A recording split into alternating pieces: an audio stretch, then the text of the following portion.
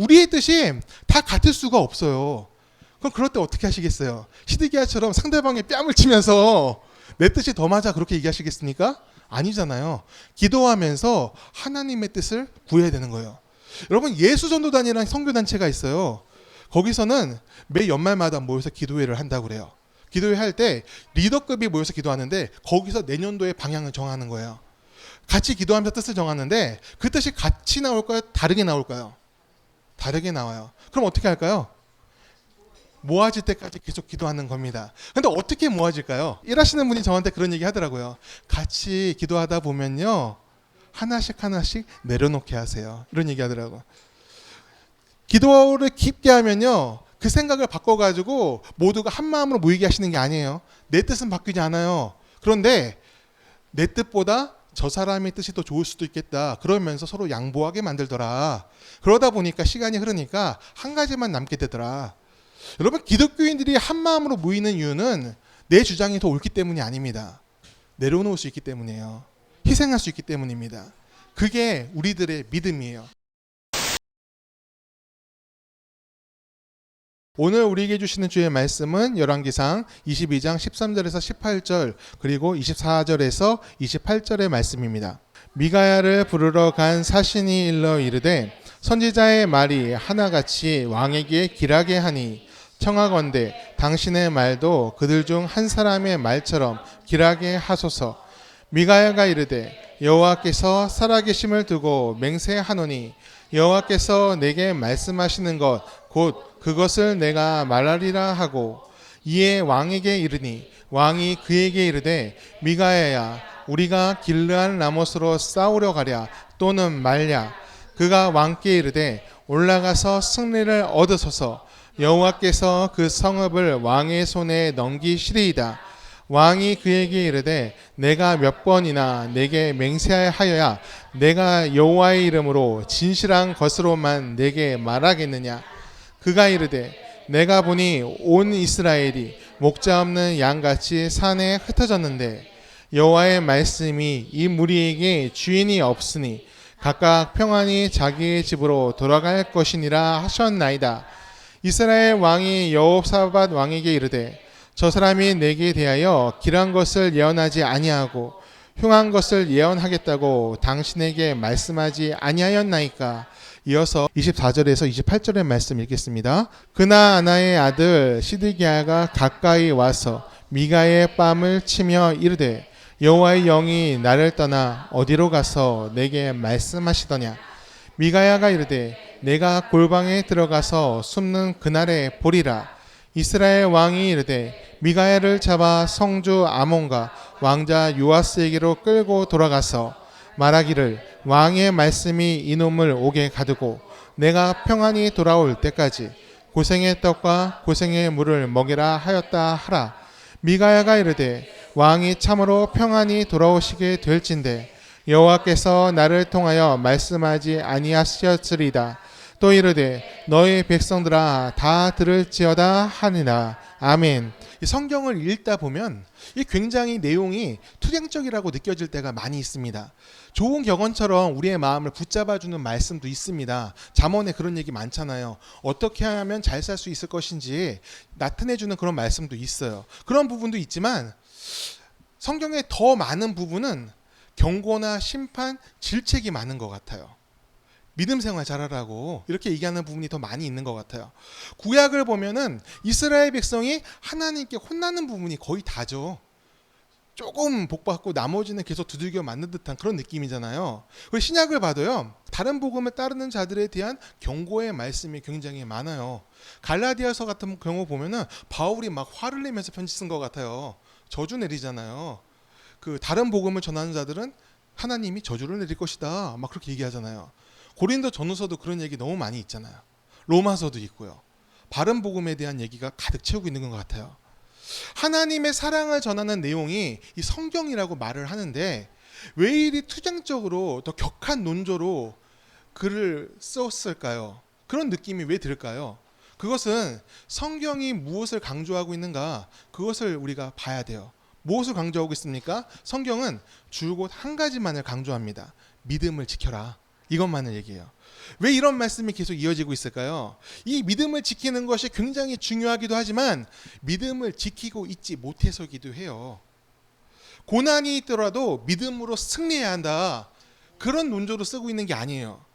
이런 가르침을 주려고 성경 말씀은 게 아니라 지금 이스라엘 백성들이 하나님을 신속하게 떠나고 있습니다. 믿음을 지키라고 여호수아가 그렇게 막 강조를 했잖아요. 너희들은 지금 하나님을 섬길지 우상을 섬길지 선택해라. 나와 내 집은 하나님만 섬길 거야. 이러면서 다짐을 받았잖아요. 그런데 한 세대가 지나기도 전에 그들은 우상 숭배하고 하나님 말고 다른 것을 또 좋아하기 시작합니다. 그러니까 경고의 말씀이 가득한 거예요.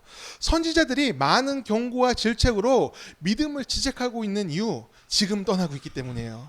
진행형이라는 거예요. 앞으로 그렇게 될까 주의해, 그게 아니라 지금 벌어지고 있는 사건들입니다. 그러니까 성경 말씀이 투쟁적으로 보일 수밖에 없어요. 강력할 수밖에 없는 겁니다.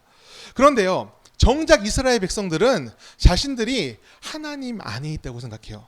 하나님은 선지자들을 통해서 너희들 내 곁을 떠나면 안 돼, 돌아와야 돼 라고 얘기하는데 그들은 그렇게 생각 안 한다니까요. 우리는 여전히 하나님 안에 있는데 무슨 말씀이세요? 그렇게 얘기를 하고 있습니다. 언제 우리가 주님을 떠났습니까? 여전히 하나님을 내가 섬기고 있으니 주님이 자기들을 지켜준다고 생각을 합니다. 오늘 본문의 내용이 그래요.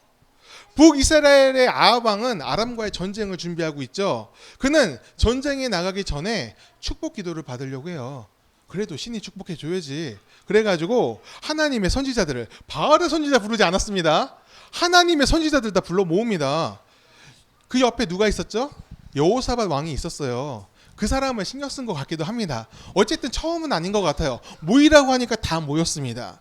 그 모인 선지자 중에 미가야 선지자도 끼어 있었어요. 원래는 미가야를 부르지 않으려고 했습니다. 왜 안 부르려고 합니까? 이 사람은 좋은 소리 하지 않습니다. 그러니까 아합 왕이 일부러 부르려고 하지 않아요. 굳이 그 사람까지 와야 되나 이렇게 하는데 여호사밧 왕이 그렇게 얘기를 안 해요. 그래도 다 불러보자고, 모든 선지자의 말을 존중하면서 그들의 말을 들어야 되지 않겠냐, 그렇게 얘기하면서 미가야까지 불렀습니다. 그런데 조금 다른 현상이 벌어져요. 미가야가 좋은 예언을 합니다. 왕께서 승리할 것입니다, 이런 얘기를 해요. 그런데 그거 승리할 거라고 얘기했잖아요.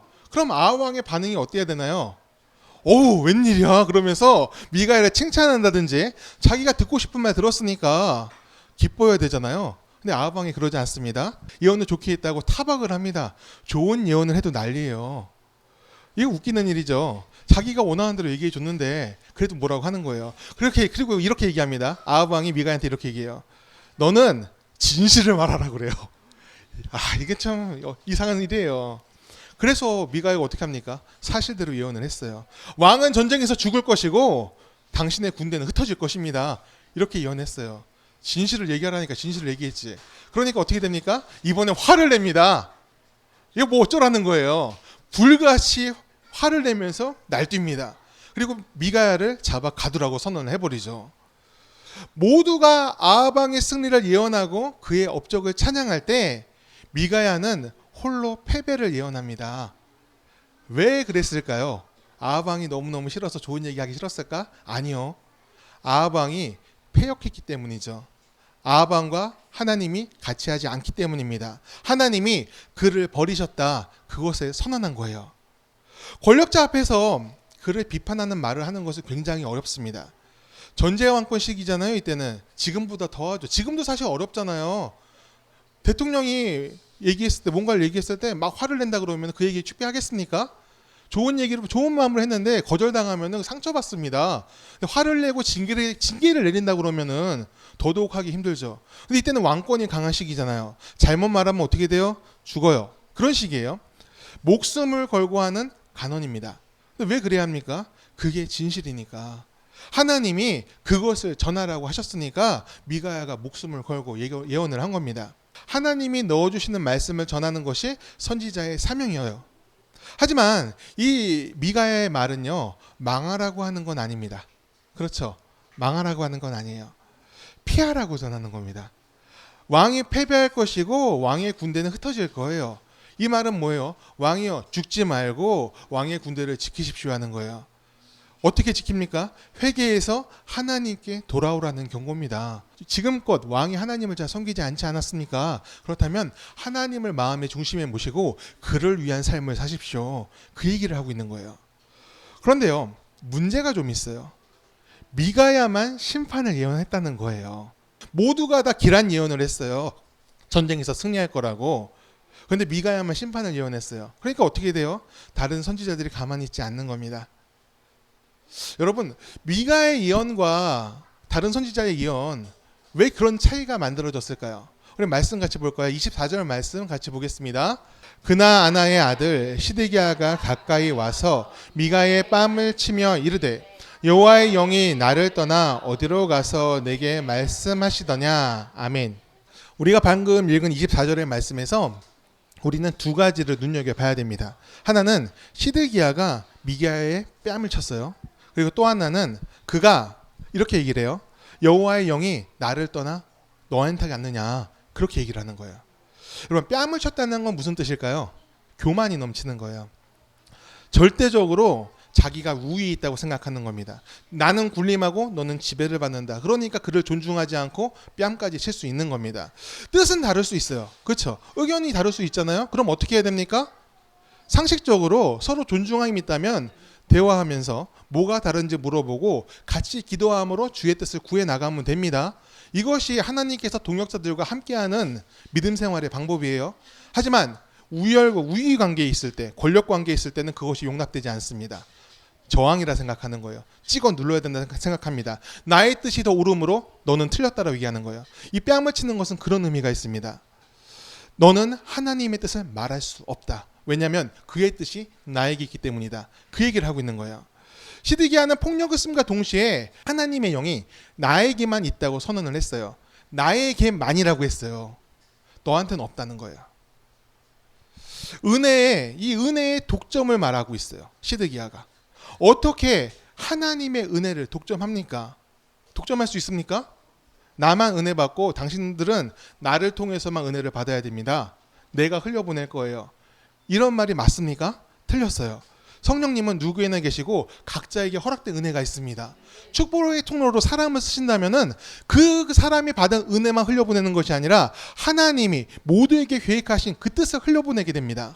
그것은 우리 모두에게 준비된 거예요. 그런데 시드기야는 그렇지 않다라고 얘기하고 있는 거예요. 나만이 유일한 하나님의 대언자다. 주의 영은 나만이 갖고 있다. 그 얘기를 하고 있습니다. 나만 하나님의 음성을 들을 수 있어. 그러는 거예요. 왜 이런 생각을 했을까요? 그렇게 해야 누리는 것이 많기 때문입니다. 아합 왕은 이 우상 숭배에만 열심히 있던 사람이 아닙니다. 표면적으로는 이 여호와 신앙을 부정하지 않아요. 여전히 하나님을 믿고 있다 생각한다니까요.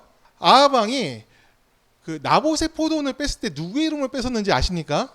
하나님의 이름으로 뺏어요. 하나님의 사람들 세워가지고 거짓 증언하게 만들죠. 그런 다음에 그것을 뺐습니다. 그리고 지금도 그렇잖아요. 전쟁 나갈 때 여호와의 선지자들을 불러 모으잖아요. 존중하는 척하는 겁니다. 나도 하나님 믿는 사람이야. 그러니까 주의 뜻을 구하지. 그러면서 존중하는 척하는 거예요. 다만 아합은요, 다른 것도 같이 믿어요. 바알 믿잖아요. 바알 숭배를 이보다 극렬히 한 사람은 없었더라. 바알도 믿던 사람이에요. 왜 바알을 믿어요? 바알이 나한테 유익을 주니까 믿는 겁니다. 그는 한 번도 자신이 하나님을 안 믿는다고 생각하지 않았습니다. 자기의 이익을 위해서 하나님도 이용하고 우상도 이용하고 그거 괜찮다고 생각하는 거예요. 나는 믿음을 버린 적이 없어. 그렇게 얘기하고 있는 사람이 바로 이 아합입니다. 그래서 아합은 하나님의 선지자들을 어떻게 했을까요? 뭐 이세벨은 잡아 죽였다고 하는데 아합이 죽였다는 말 들어보셨습니까? 성경에는 그런 말은 별로 없는 것 같아요. 핍박하는 경우는 있어. 이세벨이 핍박할 때 방치한 거죠. 근데 표면적으로는 아합은 하나님의 선지자들을 핍박하지 않습니다. 다만 좀 가려요. 어떤 거, 뭘 가려요? 나한테 좋은 말을 하는 사람과 나를 질책하는 사람들. 질책하는 사람들은 핍박을 하고요. 내 곁에 남아서 좋은 말 하는 사람들은 더 가까이 붙습니다. 그들을 이용해서 종교 권력까지 독점을 하는 것이죠. 좋은 예언을 하면 존중해주고 혜택도 많이 줬습니다. 시드기야가 그 혜택을 받고 있는 사람이에요. 그런데 나를 통해서 하나님 말씀이 선포되어야 되는데 저 미가야를 통해서 하나님의 말씀이 선포되면 어떻게 될까요? 같은 말이면 그나마 괜찮아요. 전혀 다른 말을 하고 있잖아요. 우리는 읽지 않았지만 우리가 읽은 본문 전에 이 시드기야가 아합 왕 앞에 서서 무슨 예언을 하냐? 큰 철로 된 그 투구를 만들어 가지고 그 투구를 땅에 찢는 행동을 해요.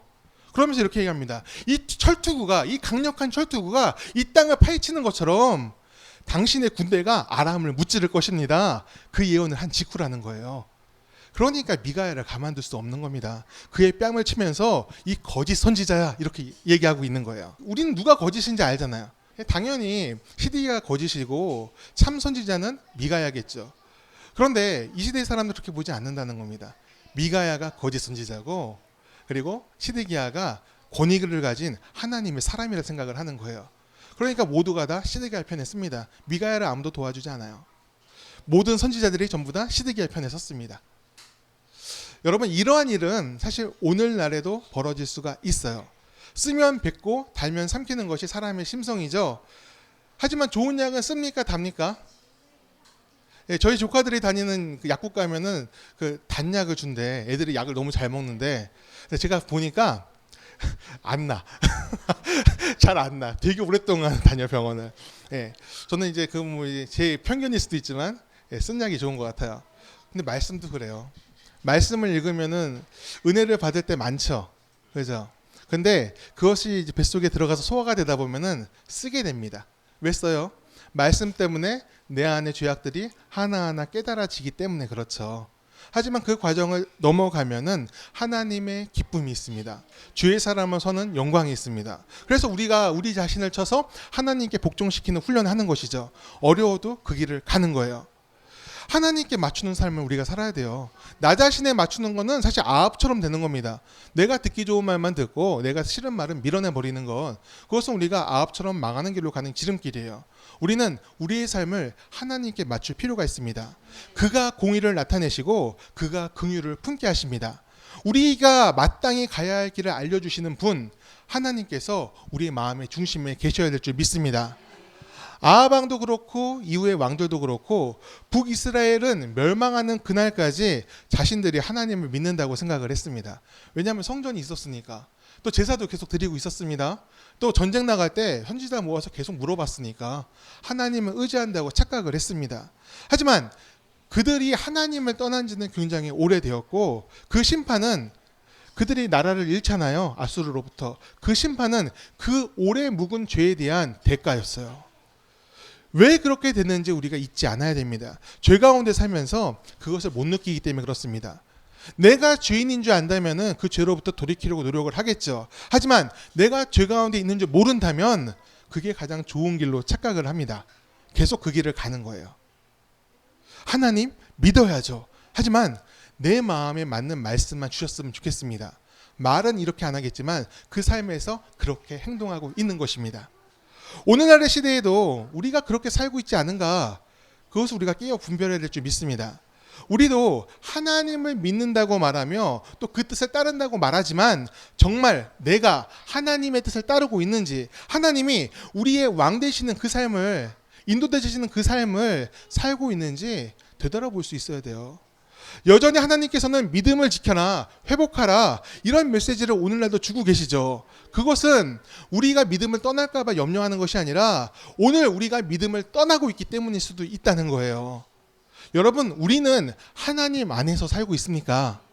아멘. 작년에 저랑 친한 목사님과 연락을 주고받은 적이 있어요.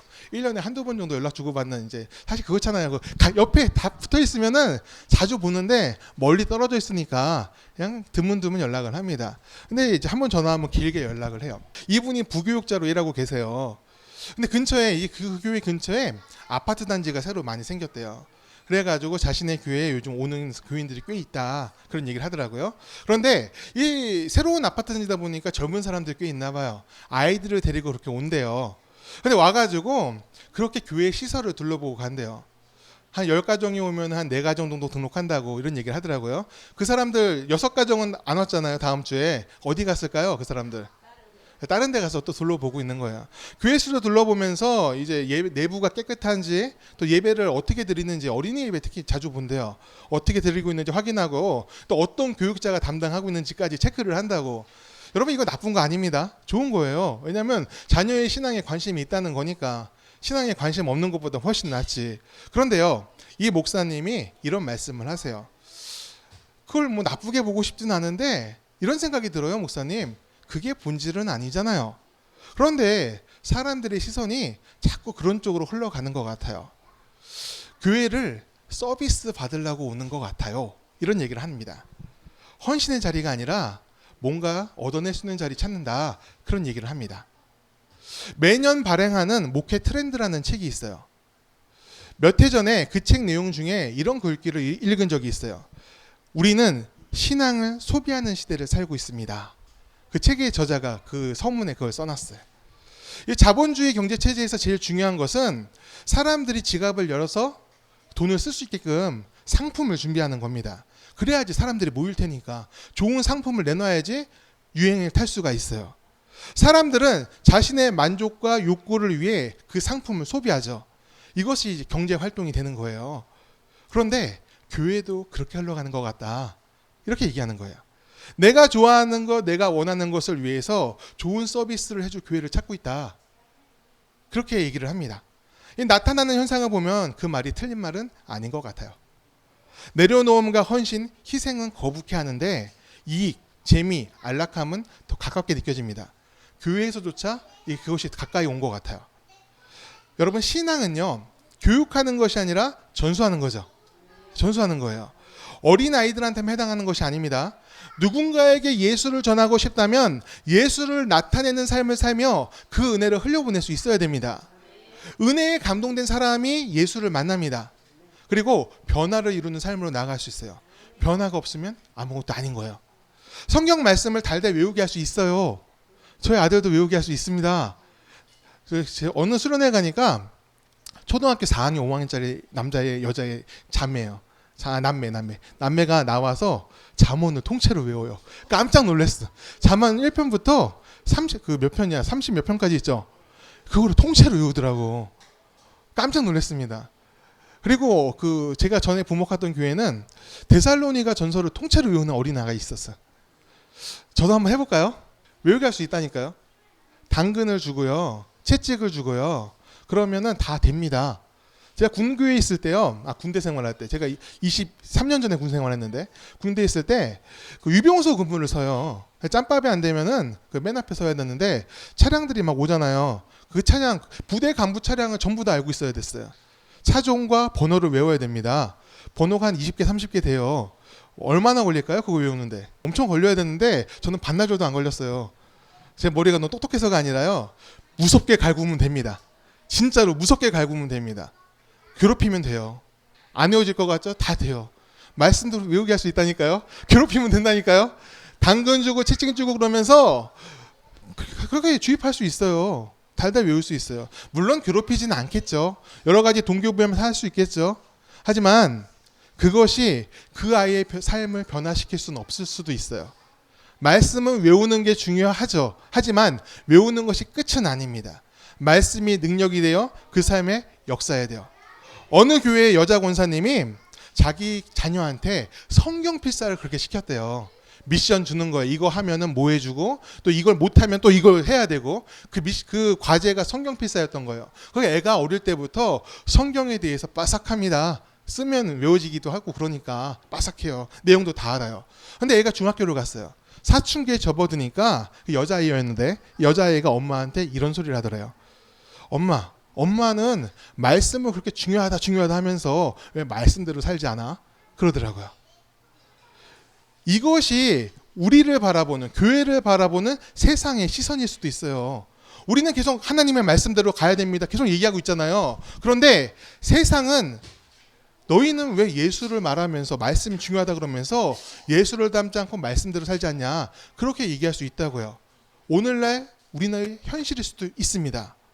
며칠 전에 어느 집사님이 저에게 항의하는 문자를 보냈어요. 저 지방 사는 집사님인데 저하고 좀 친한데 그분이 저한테 항의하는 문자를 보냈어요. 근데 사실 저에 대한 항의는 아니고요. 어느 영상 하나를 쭉 보냈습니다. 그 영상이 뭐였냐? 기독교에서 만든, 어느 대형교회에서 만든 대안학교에 대한 이야기였어요. 거기서 잘못된 교육하는 것을 적나라하게 보도하는 영상이었습니다. 역사를 왜곡하고 거기 지도 목사가 있는데 와서 이런 얘기 하더라고요. 야, 그 목사 말 잘 들으면은 천국 갈 수 있어. 그러니까 내 말 잘 들어야 돼. 너 내 말 잘 듣기로 결정했지? 그래, 우리 집에 같이 가자 이러더라고. 그 영상을 누가 찍었는지 제보했나 봐요. 그래서 그 영상이 뉴스 탔어요. 그러니까 그 집사님이 열받아가지고 말할 데는 없고 저한테 문자를 보낸 거예요. 목사님들 반성해야 되는 거 아니냐고. 왜 나한테 그러냐고. 근데 난 아닌데. 여러분 이제는요 이런 것을 얘기할 때 일부라고 얘기해도 좀 민망해요. 왜냐면 너무나 많이 그러고 있기 때문에. 유튜브가 발달한 것이 사실 우리한테 되게 좋은 거거든요. 기독교인들, 특히 목회자들은 너무나 좋은 도구입니다. 왜냐하면 전도의 도구로 쉽게 올릴 수 있어요. 복음을 퍼뜨리는데 도구가 될 수 있으니까 좋은 거예요, 이런 거. 근데 거기에 바른 복음이 있지 않으면은 이건 독이 됩니다. 일부일지라도 그게 점점 커져 보이니까 문제가 돼요. 그 사람의 말을 잘 들어야 된다고 이렇게 반복해서 어린 청소년들과 아이들한테 교육하는 것은 뭐예요? 가스라이팅이죠. 가스라이팅은 이렇게 규정할 수 있어요. 사람의 판단력을 뺏는 겁니다. 내가 결정했으니까 너희는 따르라. 그게 제일 좋아. 이렇게 자꾸 확신시키고 주입시키는 것이 가스라이팅입니다. 여러분 좋은 신앙교육은 어떻게 될까요? 신앙교육뿐만이 아니에요. 모든 교육이 좋으려면요 사람의 판단력을 높여주는 쪽으로 가야 됩니다. 이게 맞아 이렇게 해야 돼 그게 아니에요. 그게 좋은 교육이 아니라 여러 상황과 정보를 마주했을 때 어느 것이 좋은 것인지 또 옳은 것인지 스스로 분별할 수 있도록 실력을 키워주는 게 교육이에요. 신앙교육도 그렇게 돼야 돼요. 우리가 모든 상황을 다 알 수 없습니다. 어떤 게 진짜 복음이고 가짜 복음인지 얘기할 수는 있어요. 하지만 어떤 모습으로 나타날지는 아무도 모릅니다. 그랬을 때 예수 안에서 분별력을 기르고 예수 안에서 세상을 바라볼 수 있는 훈련을 해야 됩니다. 교회가 예수를 전하고 말씀을 가르치는 이유가 거기에 있습니다. 세상에서 험난한 일을 만났을 때 끝까지 견디며 열매 맺는 하나님의 길을 찾아가라. 그렇게 말할 수 있는 것이 우리의 신앙교육이 돼야 됩니다. 때로는 혼자 걷기도 하고 때로는 함께 걸으면서 믿음을 지키는 선택을 할 수 있도록 우리가 실력을 키워주는 그런 교회학교 교육이 돼야 되고 우리의 신앙 활동이 돼야 됩니다. 동역자잖아요. 우리 뜻이 안 맞을 때 어떻게 하시겠습니까? 우리의 뜻이 다 같을 수가 없어요. 그럼 그럴 때 어떻게 하시겠어요? 시드기야처럼 상대방의 뺨을 치면서 내 뜻이 더 맞아 그렇게 얘기하시겠습니까? 아니잖아요. 기도하면서 하나님의 뜻을 구해야 되는 거예요. 여러분 예수전도단이라는 선교단체가 있어요. 거기서는 매 연말마다 모여서 기도회를 한다고 그래요. 기도회 할 때 리더급이 모여서 기도하는데 거기서 내년도의 방향을 정하는 거예요. 같이 기도하면서 뜻을 정하는데 그 뜻이 같이 나올까요? 다르게 나올까요? 다르게 나와요. 그럼 어떻게 할까요? 모아질 때까지 계속 기도하는 겁니다. 근데 어떻게 모아질까요? 일하시는 분이 저한테 그런 얘기 하더라고요. 같이 기도하다 보면요 하나씩 내려놓게 하세요. 이런 얘기 하더라고요. 기도를 깊게 하면요 그 생각을 바꿔가지고 모두가 한 마음으로 모이게 하시는 게 아니에요. 내 뜻은 바뀌지 않아요. 그런데 내 뜻보다 저 사람의 뜻이 더 좋을 수도 있겠다. 그러면서 서로 양보하게 만들더라. 그러다 보니까 시간이 흐르니까 한 가지만 남게 되더라. 여러분 기독교인들이 한 마음으로 모이는 이유는 내 주장이 더 옳기 때문이 아닙니다. 내려놓을 수 있기 때문이에요. 희생할 수 있기 때문입니다. 그게 우리들의 믿음이에요. 그 우리의 믿음은 어디서 왔습니까? 예수님으로부터 온 거예요.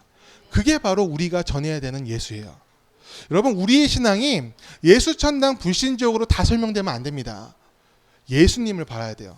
예수님이 이 땅에 왜 오셨으며 예수님이 이 땅에서 어떻게 사셨으며 예수님이 왜 십자가에서 죽으셨는가 교리적으로 아는 것이 아니라 우리 마음으로 알아야 돼요.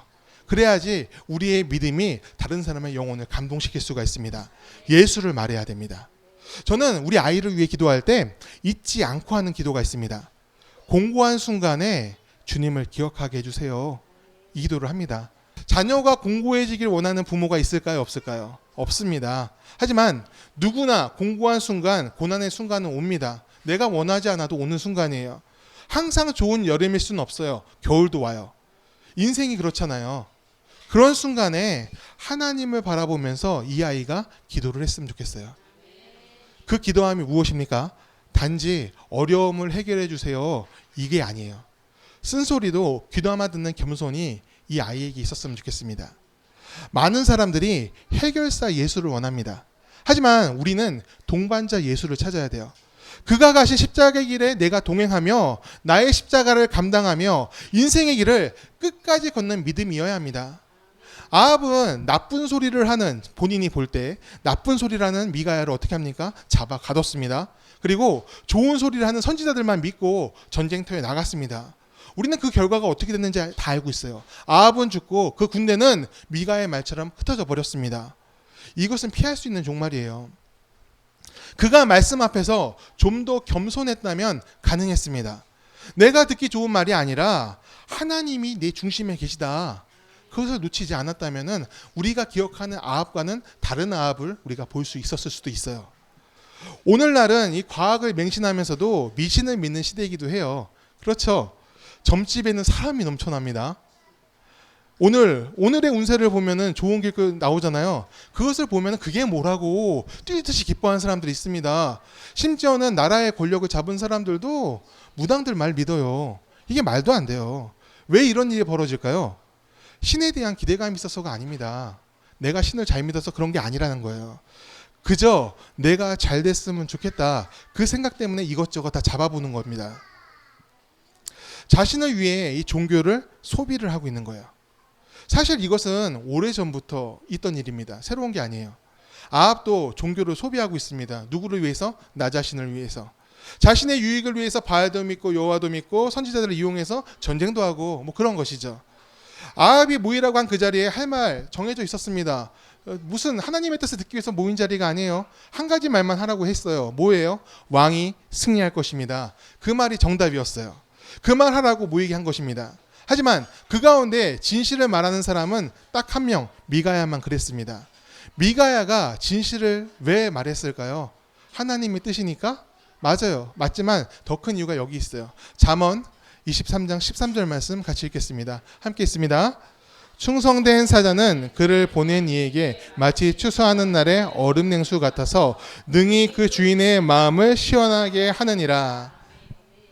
미가야의 주인은 왕이 아니라 하나님이셨습니다. 미가야는 하나님의 마음을 시원해드리게 하는 선택을 했어요.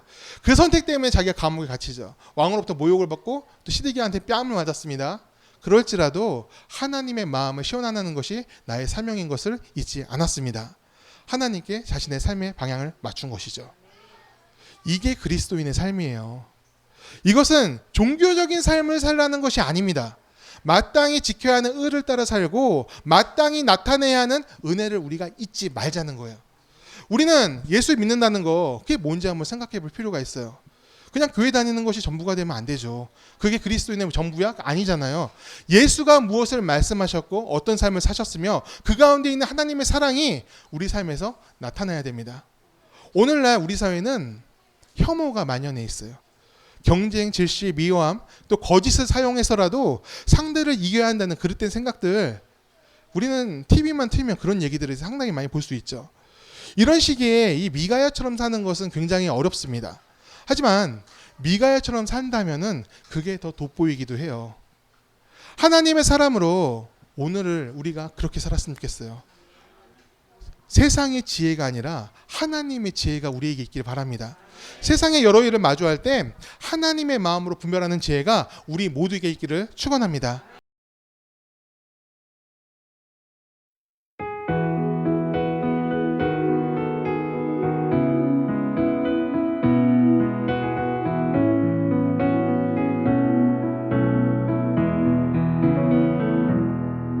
그 선한 힘에 고요히 감사하여 그 놀라운 평화를 누리며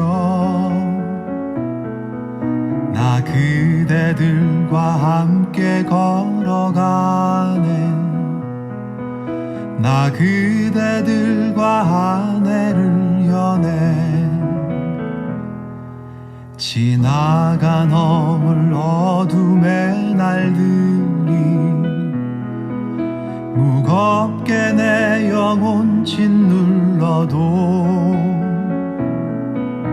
오 주여 우릴 외면치 마시고 약속의 구원을 이루소서. 그 선한 힘이 우릴 감싸시니 믿음으로 일어날 일 기대하네. 주 언제나 우리와 함께 계셔 하루 또 하루가 늘 새로워. 주께서 밝히신 작은 촛불이 어둠을 헤치고 타오르네.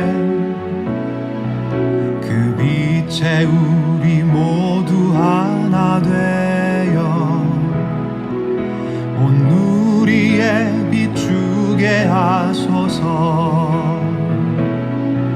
그 선한 힘이 우릴 감싸시니 믿음으로 일어날 일 기대하네. 주 언제나 우리와 함께 계셔 하루 또 하루가 늘 새로워.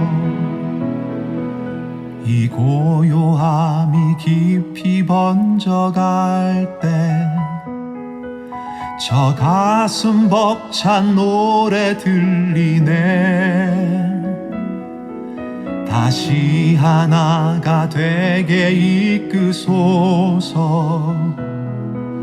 당신의 빛이 빛나는 이 밤 그 선한 힘이 우릴 감싸시니 믿음으로 일어날 일 기대하네. 주 언제나 우리와 함께 계셔 하루 또 하루가 늘 새로워.